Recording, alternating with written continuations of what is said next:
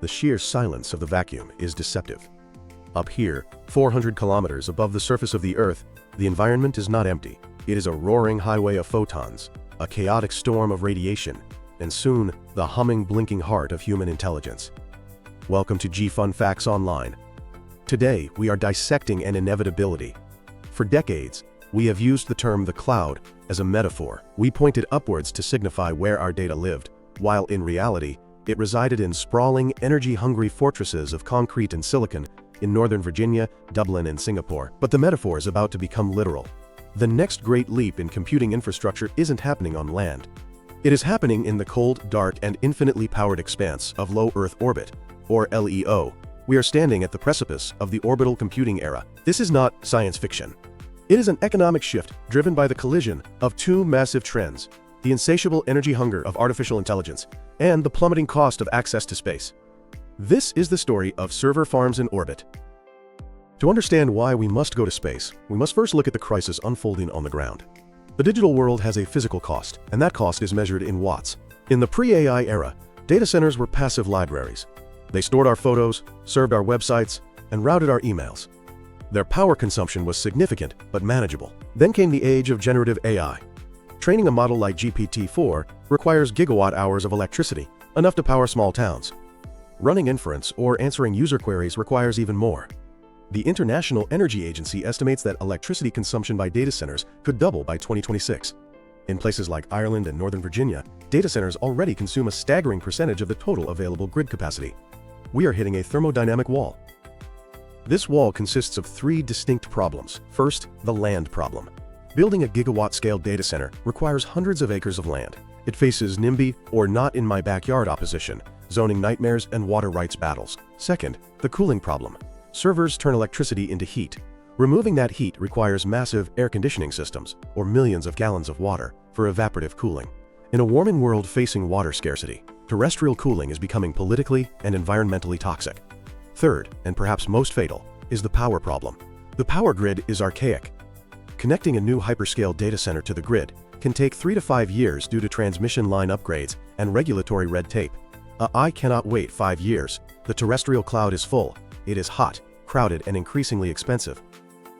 But if we look up, we find the orbital solution. Space offers a solution to every single bottleneck facing terrestrial computing. It is an environment of extremes, but for the prepared engineer, it is an environment of infinite abundance. Let us look at the physics of the ultimate data center. First, consider the solar advantage giving us 24/7 power. On Earth, solar power is intermittent. The sun sets, clouds roll in, and winter shortens the days. To run a data center on 100% renewable energy on Earth, you need massive battery banks to smooth out these dips, doubling or tripling the cost. In orbit, the sun never sets. Or rather, you can choose an orbit where it doesn't. A sun-synchronous orbit, or a sufficiently high orbit, allows for near-continuous exposure to the sun. Furthermore, without the atmosphere to filter it, solar irradiance in space is roughly 1,360 watts per square meter, significantly higher than the 1,000 watts peak we get on Earth. While Earth solar has a 20 to 25% capacity factor due to night and weather, space solar has a 99% capacity factor. In space, energy is not a bill you pay to a utility company. It is free, constant, and abundant. You just have to catch it. Then there is the real estate advantage. There are no zoning laws in the void. There are no neighbors to complain about the noise of cooling fans, largely because sound doesn't travel in a vacuum. You can build a structure the size of Manhattan, and the only cost is the launch. However, there is the cooling paradox. This is the most common misconception. People often say that space is cold, so cooling servers should be free. Actually, space is a thermos. A vacuum is a perfect insulator. On Earth, we cool things by convection, blowing air over hot components. In space, you cannot blow air. You can only cool by radiation. However, this is a solvable engineering challenge. By using large, unfolding radiator panels, similar to the ones on the International Space Station but scaled up, heat can be dumped into the blackness of deep space, which is effectively 3 Kelvin. While the engineering is harder than on Earth, the energy cost of this cooling can be lower. There are no compressors, no chillers, just fluid pumps and the laws of blackbody radiation. Now, let us move to the economic calculus. When does this make sense? For decades, the idea of space servers was killed by one number: cost per kilogram. In the space shuttle era, it cost $54,500 to put 1 kilogram into orbit. At that price, launching a 20-kilogram server blade would cost over $1 million. That is economic suicide. Enter the Starship era. SpaceX's relentless drive for reusability has crashed the cost of access to orbit. With the Falcon 9, costs dropped to roughly $2,700 per kilogram. With Starship, Elon Musk targets costs as low as $100 per kilogram or eventually $10 per kilogram. Let's run the numbers for a hypothetical orbital AI cluster. If a server rack weighs 1,000 kilograms, launching it might cost $100,000 in this future scenario. On Earth, that rack consumes $20,000 to $50,000 of electricity per year. Over a 5-year lifespan, the electricity cost on Earth, totaling $250,000, exceeds the launch cost of $100,000.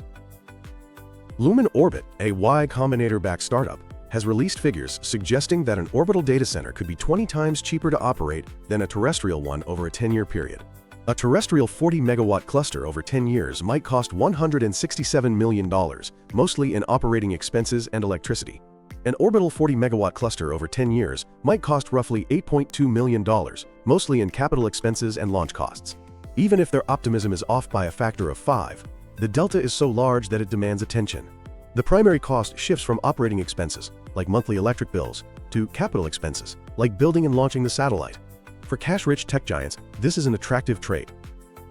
Beyond the energy savings, there are killer applications that simply work better up there. First is the concept of the edge of the ultimate edge, specifically for Earth observation. Currently, satellites take petabytes of high-resolution images of the Earth. They are dumb cameras. They take a picture, store it, and wait until they pass over a ground station to download it. This downlink is slow, expensive, and bottlenecked. Consider a scenario where a satellite spots a forest fire. It takes the photo. 45 minutes later, it downloads the photo to a station in Norway. 30 minutes later, the data is processed in a cloud center in Frankfurt. 2 hours later, the fire department gets the alert. With the orbital solution, the satellite has an onboard AI server. It processes the image in orbit. It identifies the fire instantly. It sends a tiny 1 kilobyte text message alert to the ground, stating fire detected at specific coordinates. The latency is 2 seconds. This is in-orbit edge computing. It reduces the amount of data beamed down by 99.9%, saving millions in bandwidth costs and saving lives through speed. Second is high-frequency trading and financial backbones. Light travels 40% faster in a vacuum than it does in glass fiber optic cables. A laser link between two satellites can send data from New York to London faster than any undersea cable. In the world of high-frequency trading, milliseconds are worth billions. An orbital server farm could act as the ultimate matching engine for the global stock market, equidistant from New York, London, and Tokyo, providing the fairest and fastest execution venue in history. Third is data sovereignty and the concept of the Swiss Bank of the Sky. This is a legal gray area but a potentially lucrative one. Where does data reside when it is in international waters, or better yet, in international vacuum? Nations are increasingly fracturing the internet with data sovereignty laws. An orbital data cloud could technically operate under the jurisdiction of the launching state per the Outer Space Treaty, or, in a more cyberpunk future, act as a neutral data haven beyond the reach of terrestrial subpoenas and seizure. While governments will fight this, the market for offshore, literally offshore, secure data storage is undeniable. Of course, there are engineering challenges to surviving the void. Building a data center in space is not as simple as putting a server in a waterproof box. The environment is hostile. The primary issue is the radiation problem. On Earth, the magnetosphere and atmosphere protect us from cosmic rays and solar flares. In space, high-energy particles smash into silicon chips. This causes single-event upsets, where a particle hits a bit of memory and flips a 0 to a 1. In a video game, a pixel turns green. In a banking ledger, $1 million vanishes. It can also cause latch-ups, where a particle causes a short circuit that fries the chip. The solution involves companies like Orbit's Edge, developing SAT frames, ruggedized enclosures that provide physical shielding. Others utilize software-defined radiation hardening. Instead of using ancient, slow, rad-hard chips which are 10 years behind current tech, they use modern NVIDIA GPUs, but run 3 of them in parallel. This is triple modular redundancy. If 2 say yes and 1 says no, the system ignores the outlier and reboots it. Then there is the maintenance problem. When a hard drive fails in a terrestrial data center, a technician replaces it in 5 minutes. In space, that hard drive is flying at 17,500 miles per hour. The solution is redundancy. You launch with 50% more hardware than you need. As nodes die, you turn them off and switch to the backups. The long-term vision involves robotics. Service satellites equipped with robotic arms could dock with data centers to swap out module cartridges, upgrading hardware without deorbiting the station. The ecosystem is forming rapidly in what we can call the new space race. The key players are a mix of agile startups and heavy industrial titans. The startups are the aggressors. Lumen Orbit is the current darling of the sector, applying the SpaceX methodology to data centers and partnering with NVIDIA for high-performance compute. Orbit's edge is focused on the packaging, wanting to sell the ruggedized rack that allows anyone to put their hardware in space. Kepler and Skyloom are focused on the pipes, building the optical laser backbones that will connect these orbital servers to the ground. Then there are the titans, the builders. NTT and Sky Perfect JSAT are building an optical data relay network, viewing the Space Integrated Computing Network as critical infrastructure for Japan. Thales Alenia Space is leading a European consortium studying the environmental impact, focusing on sustainability. Finally, the cloud giants are the customers. Microsoft Azure Space is building the software layer to connect satellites directly to the cloud. AWS Aerospace and Satellite is similarly positioning itself to be the operating system of the space economy. So, where does this lead? Let us look at the future vision from 2030 to 2050, from server farms to Dyson swarms. In Phase 1, the hybrid cloud from 2025 to 2030, we will see edge nodes in orbit processing raw satellite data and handling specialized high-speed financial transactions. In Phase 2, the offload from 2030 to 2035, as Starship becomes routine, we will see the first AI training clusters. When a company wants to train a massive model like GPT-7, they might lease a dedicated orbital cluster for 6 months. The training run happens in orbit, and the final weights are beamed down to Earth. In Phase 3, the orbital reefs from 2035 to 2045, commercial space stations will have dedicated data center modules. Just as a skyscraper has a server room in the basement, space stations will have server rooms on the truss. Finally, Phase 4, the lunar backup from 2050 onwards. This is the ultimate disaster recovery plan. A data center in lava tubes on the moon, powered by nuclear reactors or polar solar farms, ensuring the sum of human knowledge survives any catastrophe on Earth. In conclusion, the sky is no longer the limit. For the entirety of human history, industry meant terrestrial industry.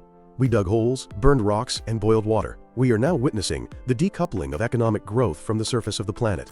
Moving data centers to space is not just about cheaper AI or faster stock trades. It is an environmental imperative. By offloading the most energy-intensive tasks of our civilization, computation, to the environment that can best support it, we save the biosphere. We stop boiling rivers to cool servers. We stop paving forests to build server farms. We let the Earth be a garden, and we put the machines where they belong, among the stars bathing in the silent, infinite power of the sun. The server farms of the future will not be in Ashburn, Virginia. They will be the new constellations, silent sentinels of silicon, thinking the thoughts of the future in the vacuum of the void. Thanks for tuning in to G Fun Facts Online.